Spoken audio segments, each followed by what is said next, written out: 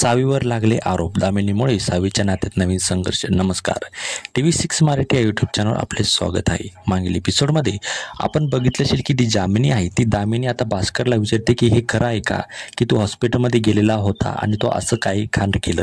तेव्हा तो म्हणतो, आई मी जे केलं आहे ते मी योग्यच केलेलं आहे. तेव्हा जी दामिनी आहे ती त्याच्या कानाखाली वाजवते. दुसरीकडे ती आता सावीला बक्षीस देते की सावीने जी माहिती तिला दिली, जे सर्व सांगितलेलं आहे ते तिच्यामुळे ती खुश झालेली आणि तिला ती हातातली जी अंगठी असते ती काढून देते आणि नंतर ती नीताला सावीच्या बाजूला घेऊन जाते आणि तिला रागावून म्हणते की मी पाहत आहे की जेव्हापासून ही मुलगी घरात आलेली आहे तेव्हापासून तुम्ही माझ्यासोबत जे आहे हे माझं महत्त्व कमी झालेलं आहे आणि बघा मी तुमच्यासोबत आता काय करते.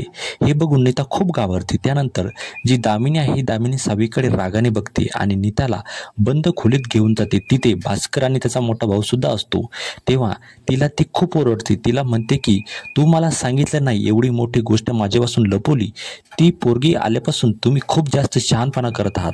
पण एक लक्षात ठेवायचं, या घरात माझं राज्य होतं आहे आणि राहणार. त्या पोरीला तरी याची शिक्षा भेटणारच आहे, पण तुम्हाला दोघींना आधी भेटणार आहे. आणि दामिनी भास्करला सुद्धा खूप ओरडते. त्याला म्हणते तुझ्या डबल एक कानाखाली हाणायला पाहिजे. तू सावीला फसवण्याचा आणखीन प्लॅन करते. येणाऱ्या एपिसोडमध्ये आपल्याला बघायला मिळणार आहे की घरात गौरी गणपतीचा कार्यक्रम असतो, त्यांचं आगमन होत असतं आणि त्याच दिवशी जोगतीन सुद्धा घरी येते आणि ती जोगतीन असं काही म्हणते की ते ऐकून सावी आणि घरातले जे सर्व आहे हे सर्वजण खूप हैराण होतात. ते ऐकून सावी आणि घरातले सर्व जे आहे हे खूप आश्चर्यचकित होतात. ती म्हणते की या घरावर अरिष्ट येणार आहे, या घरावर खूप मोठं संकट येणार आहे आणि ती या जे संकट येणार आहे हे 3 सुनांपैकी एक सून तुमच्या घरावर संकट आणणार आहे. आणि आता ते आपल्याला बघावं लागेल की कोणती जी सून आहे ती या घरावर अरिष्ट आणणार आहे, संकट आणणार आहे, ते आता आपल्याला ते बघावं लागेल. आणि त्यानंतर एक पांढरा कपडा तिथे ठेवला जातो देवीच्या पुढे आणि सुनांना हळदीचे हात करून त्या कपड्यावर त्या कपड्यावर ठेवण्यास सांगितले जाते.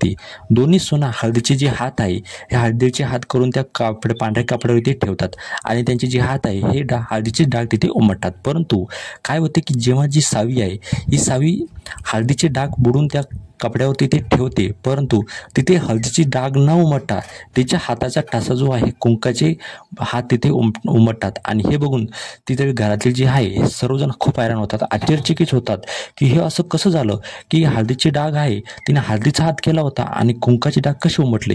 हे बघून खूप सर्वजण जे आश्चर्यचकित होतात. आणि जी जोगतीन आहे ती म्हणते की जे संकट या घरावर येणार आहे, जे विध्वंस या घरावर येणार आहे ते या सुनामुळेच येणार आहे. आणि हे तिचं बोलणं ऐकून जे आहे ही सावीला खूप मोठा धक्का बसतो.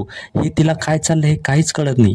ती खूप आश्चर्यचकित होते आणि ती विचार करत बसते. परंतु दामिनी आणि जी इरा आहे ही त्यांच्या कारस्थानामध्ये विजय झालेला आहे. त्यांना जे करायचं होतं त्यांनी ते केलेलं आहे आणि त्या दोघी एकमेकांकडे बघून खूप असतात, एकमेकांकडे बघून स्माईल देतात की आपला जो प्लॅन आहे हा प्लॅन सक्सेसफुल झालेला आहे. त्यामुळे आता सावीचं जे नात्यांमध्ये आहे हे संघर्ष सुरू होणार आहे. आता पुढच्या एपिसोडमध्ये असं होऊ शकतं की जी दामिनी आहे ती आता सावीला खूप मोठा त्रास देऊ शकते. तिला विचारू शकते की काय सांग, तू या घरामध्ये काय प्लॅन करून आलेली आहे, तुझ्या घरात येण्याचं काय नवं मोठं संकट आहे ते काय आहे, तू या घरात कशासाठी आलेली आहे, असं ती दामिनी जी आहे ती आता सावीला विचारू शकते.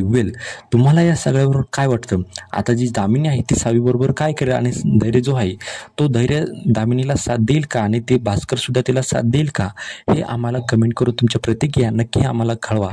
आणि जर तुम्ही आपल्या चॅनलवर नवीन असाल तर आपल्या चॅनलला अशीच मालिकेची नवीन प्रोमो बघण्यासाठी आत्ताच सबस्क्राईब करून ठेवा, जेणेकरून नवीन प्रोमो आला की लगेच तो तुमच्यापर्यंत पोहोचेल. तर चला भेटूया का पुढच्या नव्या व्हिडिओमध्ये. तोपर्यंत धन्यवाद.